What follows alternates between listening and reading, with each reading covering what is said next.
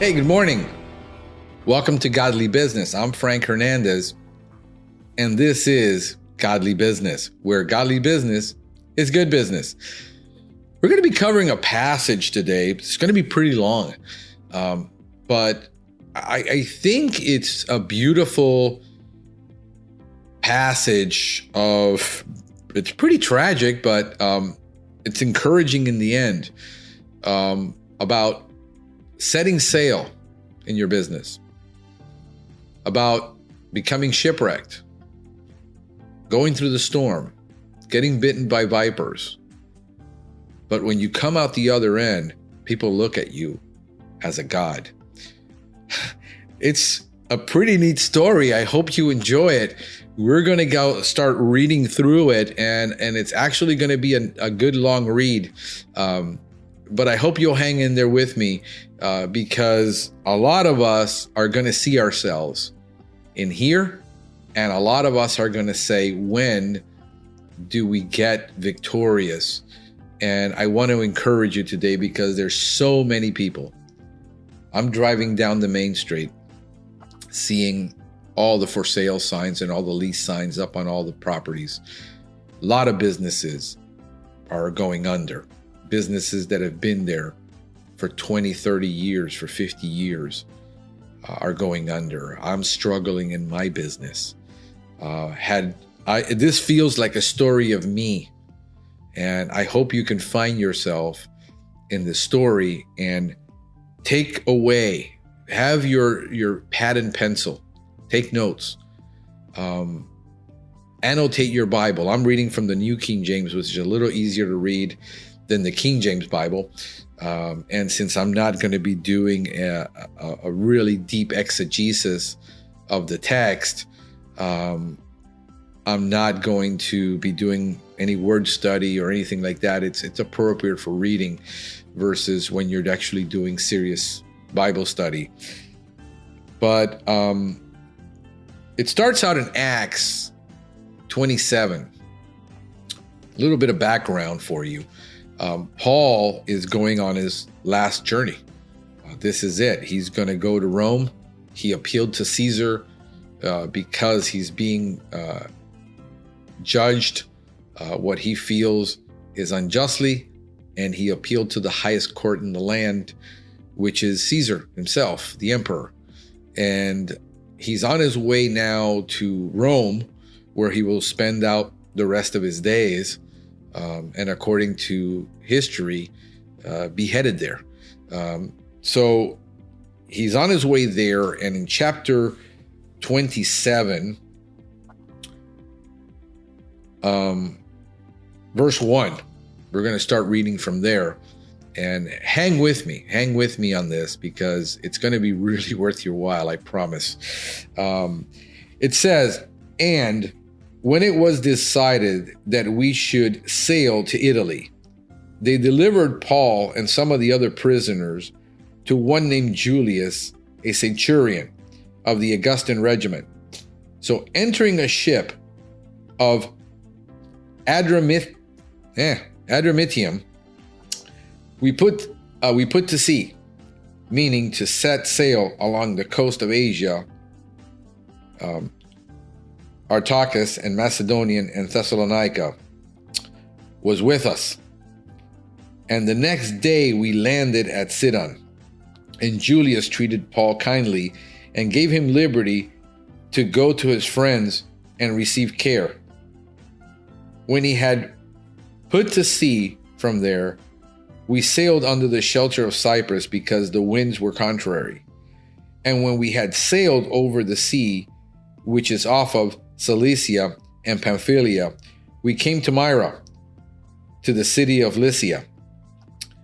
There the centurion found an Alexandrian ship sailing to Italy, and he put us on board. Now, so far, you started your business.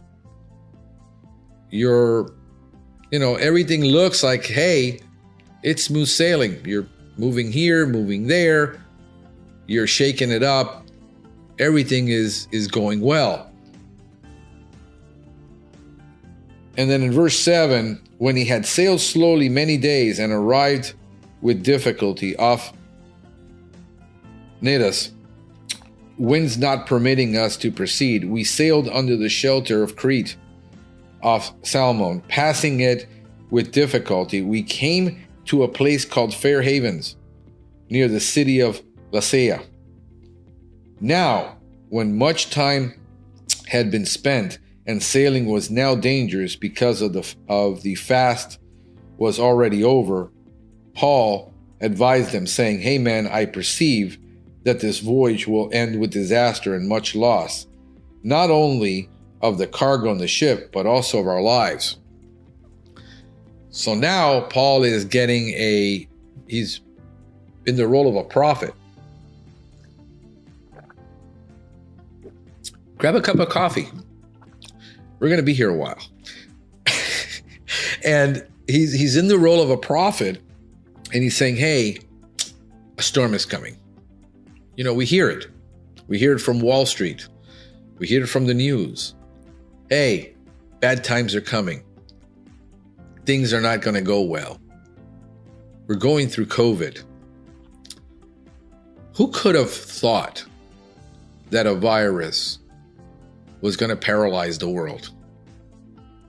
A worldwide pandemic in the age where man can pretty much control everything. And here we are. We're in the middle of a shipwreck. We're in a storm. And in 11, he says, nevertheless, the centurion was more persuaded by the helmsman and the owner of the ship than by things spoken to Paul. Now understand, it gives us a beautiful description of what sailing was like in those days, how they had to work with the wind, and that's still the way it's done today. Nothing's changed in sailing since that time. And we're talking, a couple thousand years now. And because the harbor was not suitable to winter in, the majority advised to set sail from there also, if by any means they could reach Phoenix, a harbor of Crete, opening toward the southeast and northwest, and winter there.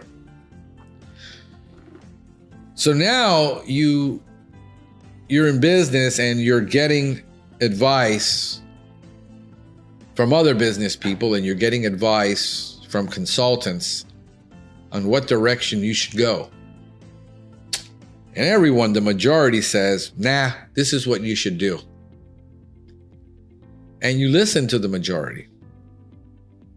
And the prophet is telling you, no, this is common, where we see it today, where we think that you're hearing all these guys being prophets and saying it's going to be smooth sailing, everything's going to be fine, you're going to be prosperous, and everything's going to be prosperity. You know how many times I've sat in those meetings and listened to that?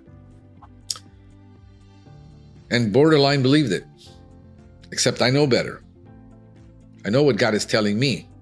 What is God telling you to do? Are you listening to the majority, which isn't listening to God? Or are you listening to what God is saying? And the problem is, when you believe contrary to the majority and you open your mouth, you're going to be a heretic. Because I've experienced this in my business, where I'm telling people, guys, this is not the direction we should be going. Talking to other people and saying, this isn't going the way everybody thinks it's going. But the media and the press and the majority is saying, and you're like a prophet among 400 false prophets, saying, this ain't right. It doesn't smell right. It doesn't feel right. It isn't biblical. It isn't scriptural. And all the prophets today are banding together and saying, this is the way God is saying. When I look at scripture, God is telling me something else. And in verse 13, when the south wind blew softly, supposing that they had obtained their desire, putting out to sea, they sailed close to Crete. But not long after, a tempestuous headwind arose called Aeroslylon. Man, that's a tough one. So when the ship was caught and could not head in the wind, they let her drive. And running around the shelter of an island called Claudia, we secured the skiffs with difficulty. Sometimes when you're in that storm and you're starting to go into a storm, your tendency is going to be to just hang on and stay the course. And sometimes you're going to have to it's just no way. You're going to find the plan you made, your 5-year plan, the strategy you set up was not designed to go into a storm, to go headwind. It was designed to go with the flow of the current situation, the current market, what it is. You designed a plan that could compete in an environment where everybody was smooth sailing. The economy was good. We have a bull market. And now you got to let go and you're going to have to change course. And what are you going to do? What's the plan now? Because a lot of us have been there before. A lot of us are new to this. We have no idea how we're supposed to change course. And where's the plan B in case something goes wrong?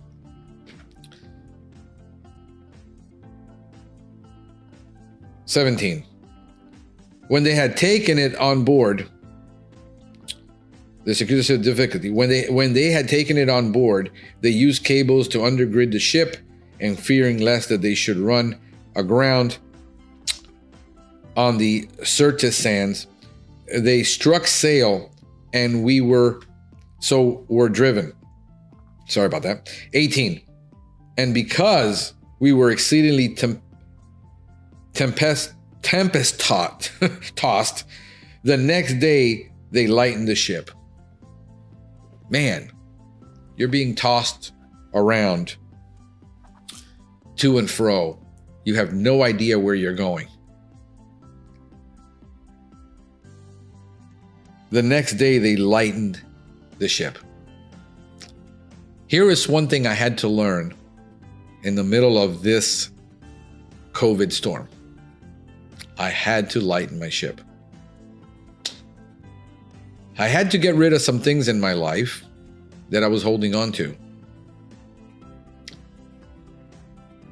The problem is a lot of you guys, a lot of you gals, it's a little different for men than it is for women. I can't speak for women. I can speak what it feels like to be a man, to be responsible for your home, for the income. A lot of the time, you're the only breadwinner.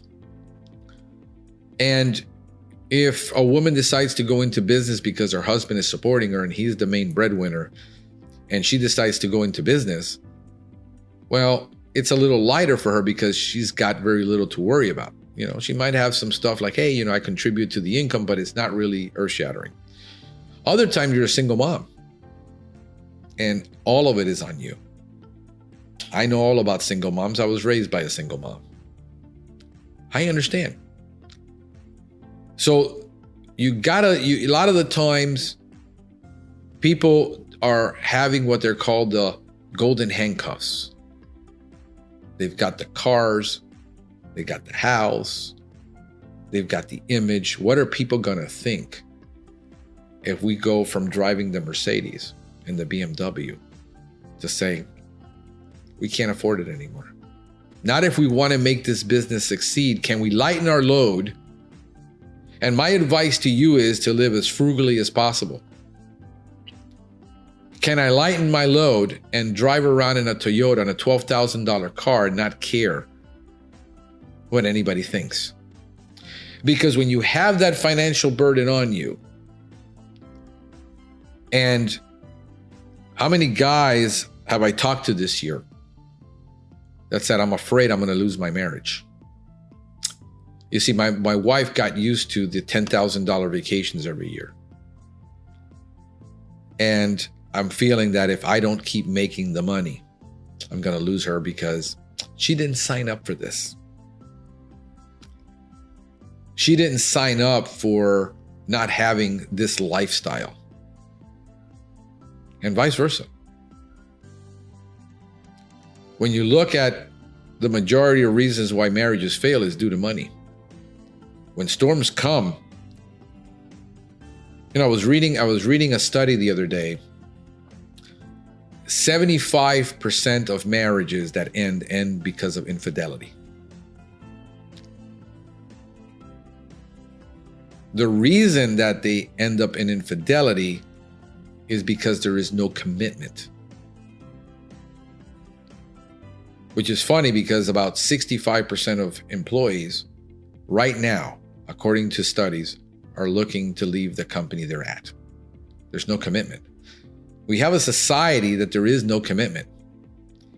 I didn't sign up for the bad things. I signed up for the good things. The D word, divorce word, is in the mouth. That if it doesn't work out, it's not for better or for worse. It's not for richer or for poor. It's for better and for richer. And when it doesn't work out for me anymore, I didn't sign up for this. I'm out.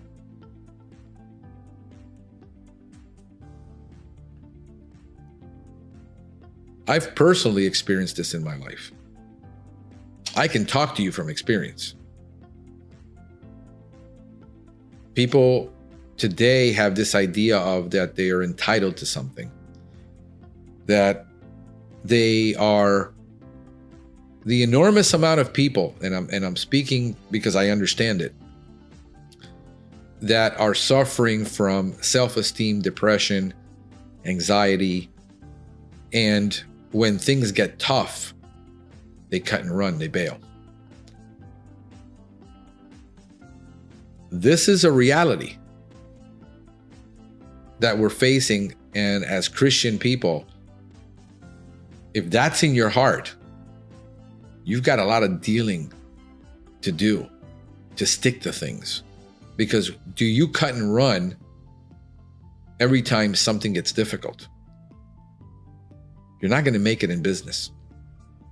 But you do have to learn to lighten your load.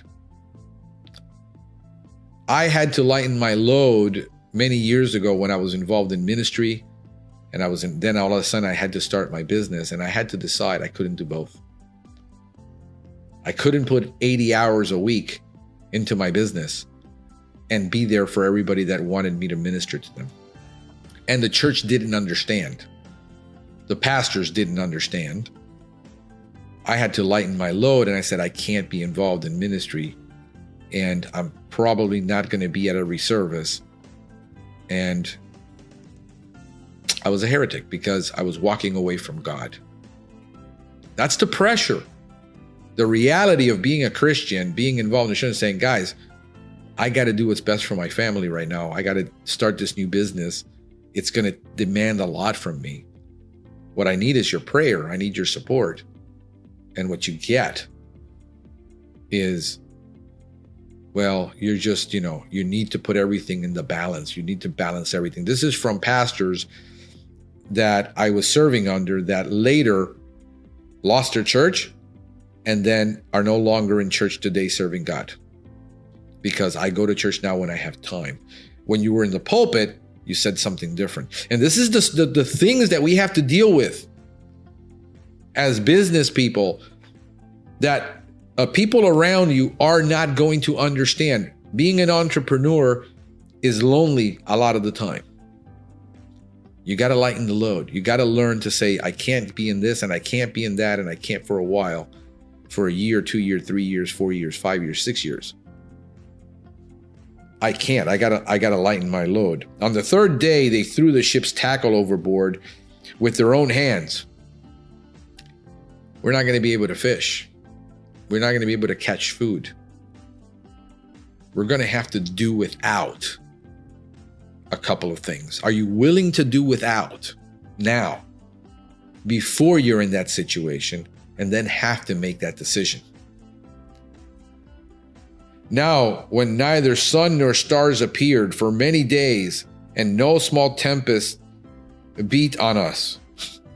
All hope that we would be saved was finally given up. You're going to go through a dark time. We're going through a dark time. This is a dark time in our history. For a lot of people, businesses, there's no hope. This is not going to be saved. We're taking a beating so bad. We're bleeding so bad. You take the PPP money, and it only lasts, for 3 months. If you're lucky, you had to lay people off. You're running the business now by yourself, working 80 hours a week. And your kids are stressed. Your wife is stressed. Everyone in the home is stressed because you can't see how you're going to get out of this. Oh, I know. Believe me, I know. I can sympathize and I can empathize with you both. And I'm telling you that I'm going through it, that all of this is something I'm going through. If I'm going through it, you're going through it. Other people are going through it.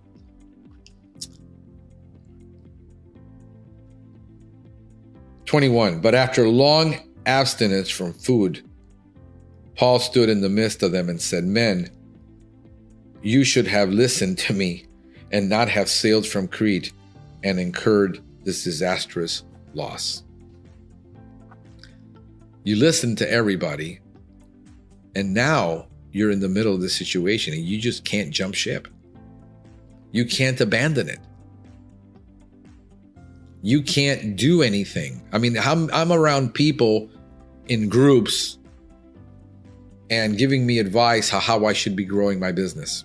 And I said, here's the problem. I know people that are doing that and they're losing their mind. I want fruit in my life. I want the fruit of the Spirit. I want peace. I want joy. I want gentleness. I want self-control.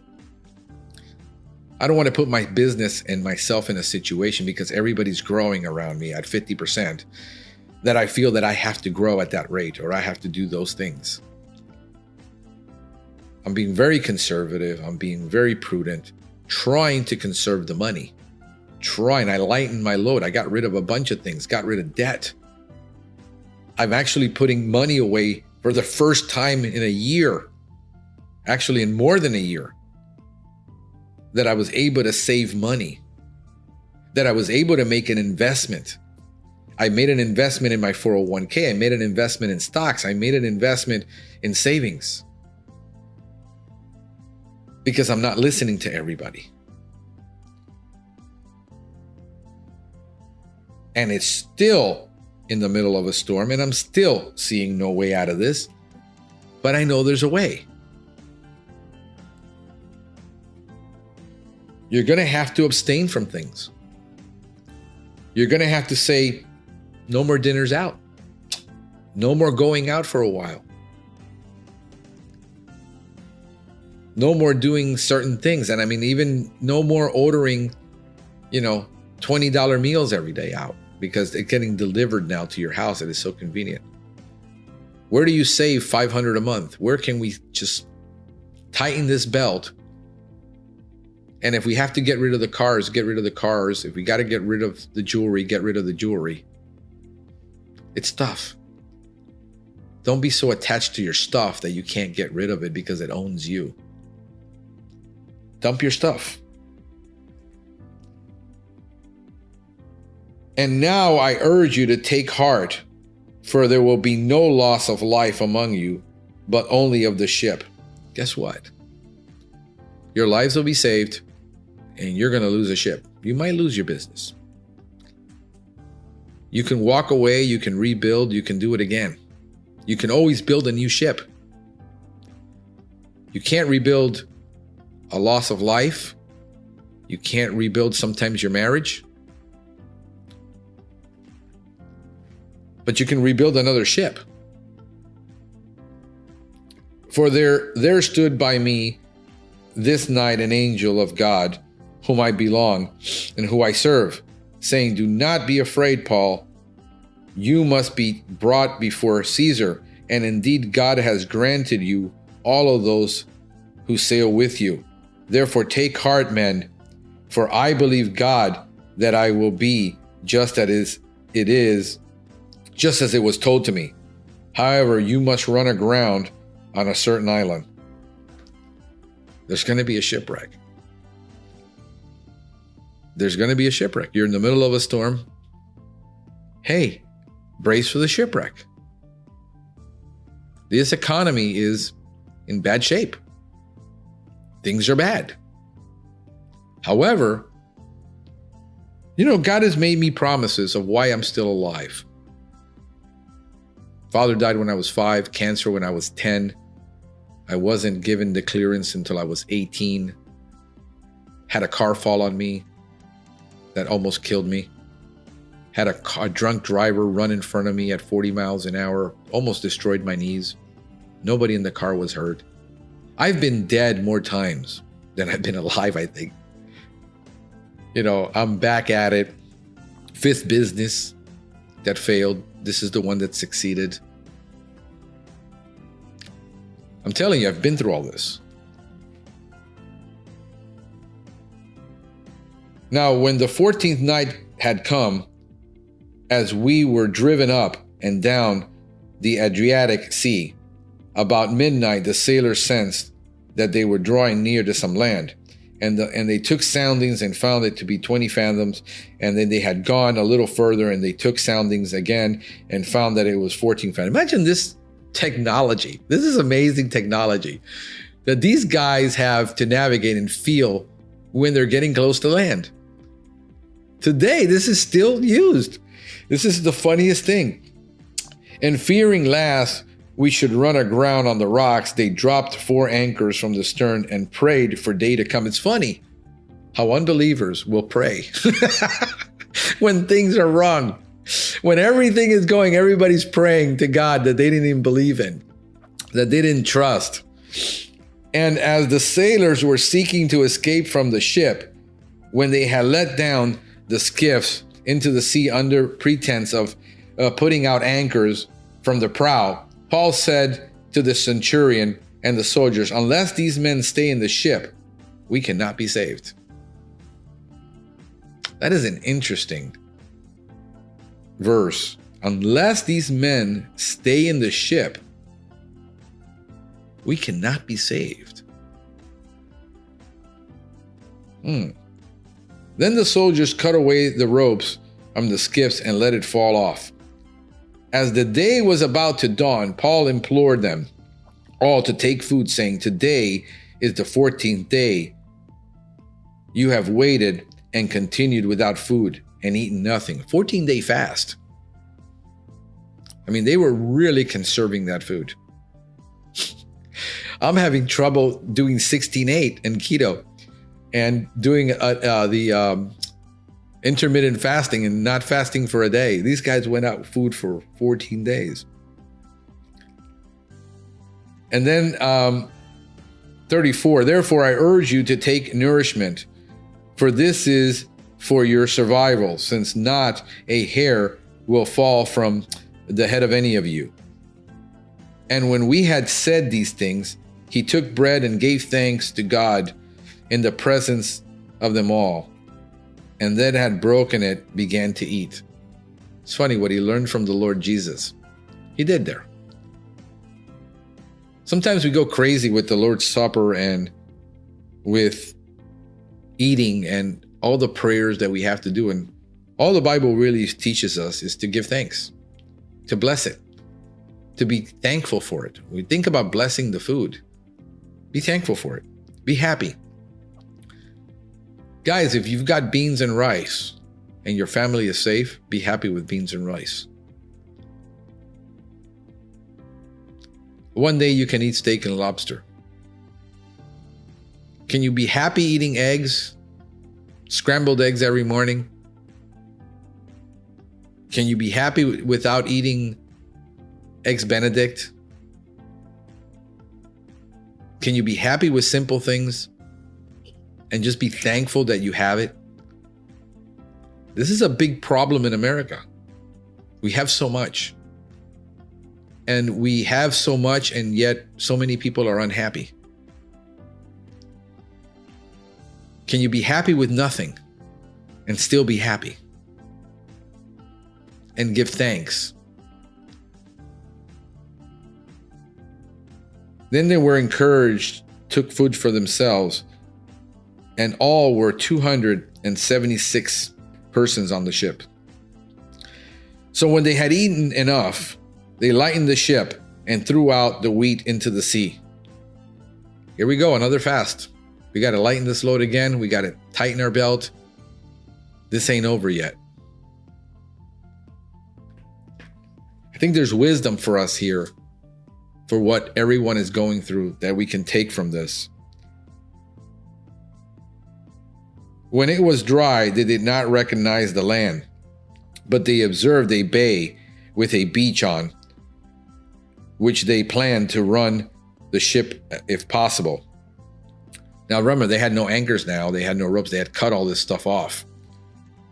And they let the anchors go and left them in the sea. Meanwhile, losing the rudders, ropes, they hoisted the mainsails to the wind and made it for shore.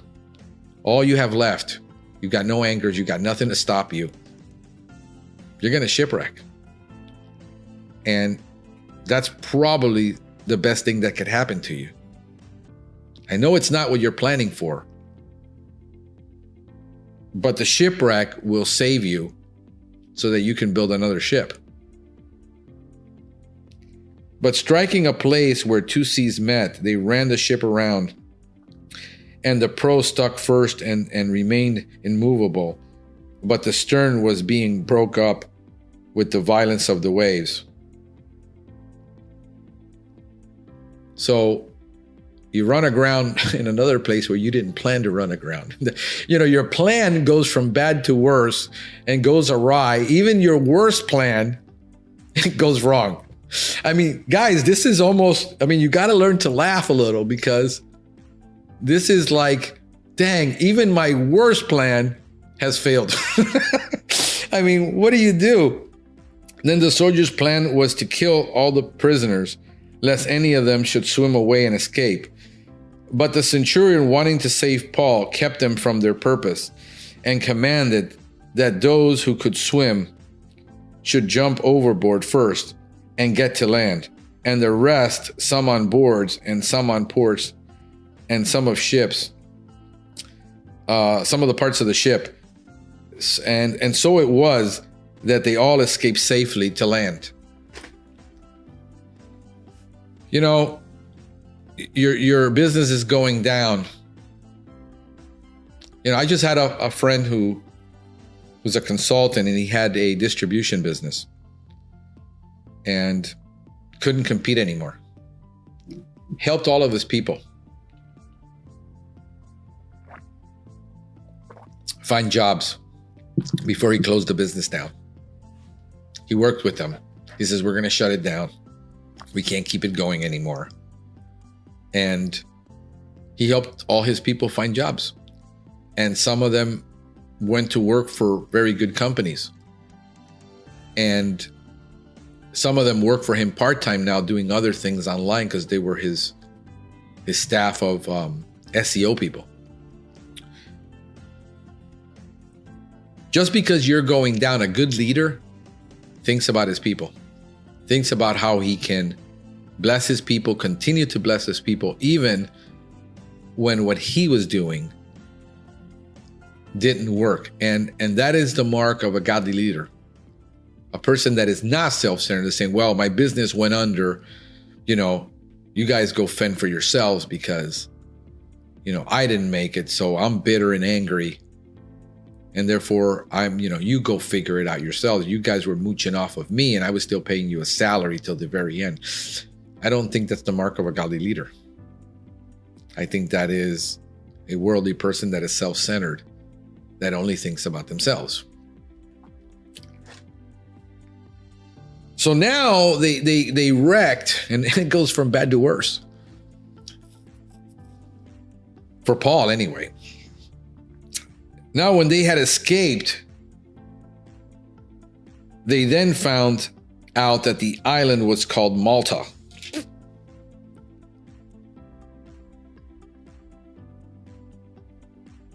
And the natives showed us unusual kindness, for they kindled the fire and made us all welcome because of the rain that was falling and because of the cold. There's going to be somebody that's going to be there to give you some comfort. We think we're all alone. A lot of the times we are. However, I found people that, hey man, I get it. I understand. That have been there for me emotionally, spiritually. But you got to surround yourself and you've got to be at the right place at the right time. God will provide. He's not going to provide the comfort of the money and the food, but hey, there is some help. I know guys that are struggling and the community has stood behind them. But when Paul had gathered a bundle of sticks and laid them on the fire, a viper came out because of the heat and fastened onto his hand. I want you to think about this for a minute. Stop, stand back. Paul is a servant leader. How many people were on that ship? 250? And here's Paul out there gathering sticks. He could have said, I'm the Apostle Paul. I'm going to sit here by this fire. Why don't you guys go get some sticks? No, Paul learned from Jesus. You want to be the greatest? Be the servant of all. When you're shipwrecked, when you're hurting, the last thing you want to do is serve anybody else. You want to be served. How many times have I sit there and I wish I just had someone to serve me for once? And then I realized I wasn't called to that. That's not how God wired me. That's not my DNA. So I serve. Here I am serving. And my business is struggling. And that's fine. I will get through it. I've gone through it before. I'll go through it again. Figure out a way. I haven't had to lay off any of my people, cut their hours through this whole thing. And though I'm bleeding. And God will provide every single time, because he has. I've gone down to zero on my bank account many times, and that contract shows up. I lost $30,000 a year contracts during COVID. I lost that contract, a government contract. We were having 17 to 20% profits, and we go down to zero profits. The phone ceases to call because people are broke. We're starting to lose money, and I hire an SEO company. And after months of conversation and planning, I tell them how we want this thing to go, because I foresee that they're going to be losing my ranks. They totally tanked my ranking. Here's a website that's ranking 6,500 clicks a month plus. Some months in the summer, it's like 12,000 clicks. Producing 120 calls a month. And we go down to less than 30. Because they didn't listen. Because they were supposed to be there for me. They were supposed to be looking out for my best interest. I told them what I expected. So we're from bad to worse now. We're in a position where we were already breaking even to lose money. Now we're planning to lose money and bleed profusely for the next couple of months. What did I do? Eric from Digital Bisque, which is my partner in this venture, and a couple of them, says, I need you to come over and work for me full time. I need to turn this around, and I need to bring it in-house, and nobody's going to look after our brand the way we look after our brand, nobody's going to have the godly vision that we have. Nobody's going to have, no agency is going to partner with us and cater to us the way we need to be catered, because they've got 300 other clients. We got bit hard. We were doing, it's almost like the saying, a couple of guys wrote online to me and says, There's no good deed that goes unpunished. Here he is. We're serving people. We're honoring people. We're honoring our employees. We're honoring God. And we get bit. We get bit. We're already, it's bad. We already got shipwrecked. We lost the ship. We were at sea in a storm. And we're doing good. And we're getting bitten. It's enough to say, I quit. God must not be with me in this. I must have missed it. I didn't listen to the prophets where they told me everything was going to be smooth sailing. Everything was going to be. God was going to be with me. I was going to profit. I was going to do all this. And none of this is true now. What gives, God? Look at the 3 scenarios with the snake. What's going to happen in your life with these snakes? The snake bite is just the beginning, but I want you to see what happens in the attitudes and what you're going to have to deal with. So when the natives saw the creature hanging from his hand, they said to him, another, no doubt this man is a murderer, whom though he has escaped the sea, yet justice does not allow to live. You're going to get the criticism. You see? Where is his God? He claims to follow God, and God is supposed to save his business. Where is God? He's going under. He must not really be that good of a Christian. Because if it was, why would his business be failing? The judgment that people have, especially if you're going to be in the light, if you're going to be on social media, if you're going to be producing videos, man, are you going to have to take a lot of criticism from angry and messed up people in this world? Because people are angry, they're bitter, they're resentful, they're hurtful. They say things without thinking. There's no empathy, there's no sympathy.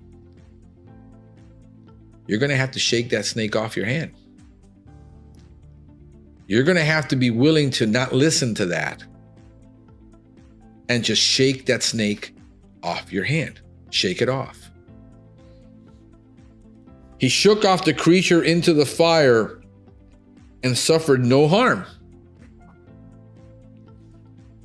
Listen, however, they were expecting that he would swell up and suddenly fall down dead. Oh, he's not going to recover from this one. That financial hit is going to take him out. That divorce is going to wipe him out. If he's such a good Christian, why is his marriage failing and his business failing and everything around him failing? Why, if he's such a Christian? See, God is not real. You're living an illusion, Frank. God isn't real. I don't need God because you have God and you're failing all around. I don't have God and look how successful I am. Well, is it Psalm 73 or 27 where the prophet says, I looked how all these heathen around me, basically, he said, are succeeding and I'm not. And all of a sudden he reflects on that, what he just said, what he thought. And he says, I was like a beast before you, God. I was like an animal. I didn't realize what their end was. You're looking at everybody succeeding around you. You're looking at the externals, not realizing that you're laying up treasures in heaven. Not down here. It's going to get stolen. It's going to get rotted. The moth is going to eat it. It's not the purpose. You got to build a business with a higher purpose. You got to be able to know that what you're doing, we're doing it. We're customer centric. We're doing the best job that we can for our customer compared to our competition because we make them a brand promise. And not everyone can afford it because it's very hard to do. And everyone's laughing at you. You're never going to make it. You're an idiot for doing that. Why don't you just go the easy way? Why don't you just do what everybody else is doing and forget about that nonsense? Take the easy road. Go ahead and cheat. Go ahead and lie. Go ahead and steal. Go ahead and treat your employees badly. Go lie to your customers. Go do what everybody else is doing, Frank. Get off your high horse. They're expecting you to go down. But after they had looked for a long time and saw no harm come to him, they changed their minds and said, he was a god.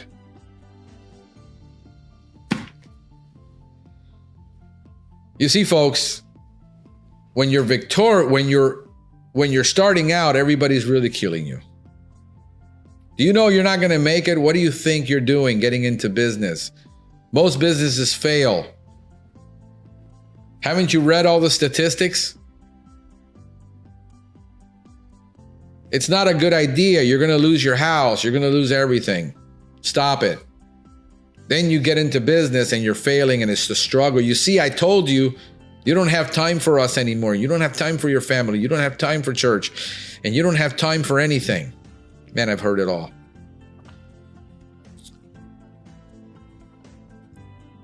And then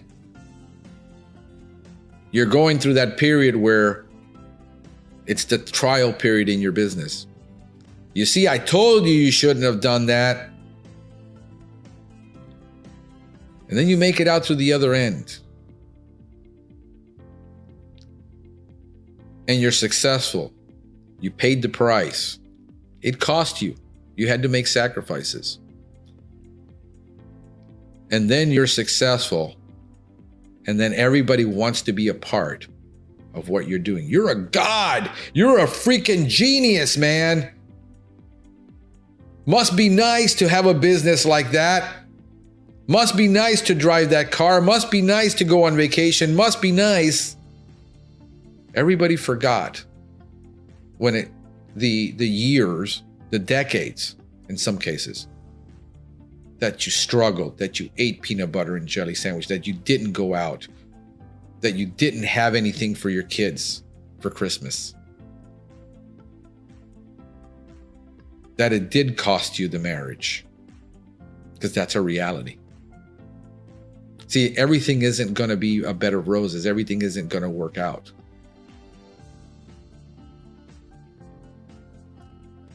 This is my fifth business. This is the one that I've been with now for 14 years. Are we struggling? Yeah. Are we seeing darkness? Yeah. But I'm surrounding myself with godly people who understand what I'm going through, who can give me good advice. You see, the Bible says that in wise counsel, you seek wise counsel before you go to war. And I need to surround myself with people and godly people, and you do too, that understand this, but they understand it from a godly perspective. That they can be mentors, and mentors aren't perfect people. Mentors are people that have gone through what you've gone through and worse, and they have the scars and they have the experience and they have the failure under their belt to help you navigate those same waters, to help you through the time that you're going through the darkness, where you're going through the problem, to help you. That's what a mentor does. You need to get yourself in your life, in your church, find businessmen Start having meetings with businessmen. Stop trying to network and sell your service and having those meetings for that purpose. Start having meaningful meetings. Guys, let's get together for prayer. Let's get together for a devotional once a week. Let's have some open, honest discussions about where we're at in our business, in our life. Let's get real. The most meaningful meetings I've ever had were these types of meetings, where we just got real, we got naked, we got in our underwear, and we stopped with all the pretentiousness of Facebook and being online to get anybody confront. We have to get together and have some of these discussions. How do we do it? I'm looking at getting on that new platform. Oh, geez, I just lost my train of thought. Where you can have rooms and have conversations in rooms, little differently than Zoom, but it's for audio. It just isn't up yet on Android. I have to get an iPhone. But Clubhouse, that's it, Clubhouse. And we're going to be 10xing our marketing now. See, this is probably the biggest blessing, because Eric has been wanting to work. We've been wanting to work. We've been collaborating, but not really work together. And what he's doing now isn't really what he wants to do. Everything that I want to do in my company is what he's been wanting to do, but I couldn't afford him. And then I had to figure out, geez, what I'm paying these people, if I just pay a little bit more, 20, 30% more, I can afford him. And he's at a place where he also lightened his load and lives very frugally. And now, could this be the biggest blessing in both of our lives? That's the next journey. And I'll be journaling and telling you about how our business is doing and with God and moving forward together with this, because it isn't always easy. It isn't always this glorious thing that everybody, if you just buy my program, you're not going to struggle. If you just buy my program, you're going to succeed at hiring. You're going to basically, be this glorious business. I don't think that anybody can promise that. I think you got to surround yourself with good consultants if you can afford one. Get some mentors. Get in some groups. Start a business group at your church. Talk to your pastor and say, Pastor, my business is hurting. I know there's other business people. Let's get together. Sometimes the pastor will not know what to do in a business situation because he's never been there. Use your gifts. Use your talents to help raise other people up. Step away from your situation and your problem for a moment and have empathy and get into somebody else's. Watch how God starts working in your life. Start giving when you have nothing to give. You can give your time. You don't have money, but you can give maybe your time. Maybe you can give your advice. You can give comfort. You can give a prayer. There's something always that we can give in the middle of this. Hey, this is Frank Hernandez with Godly Business. Have a great Sunday, guys.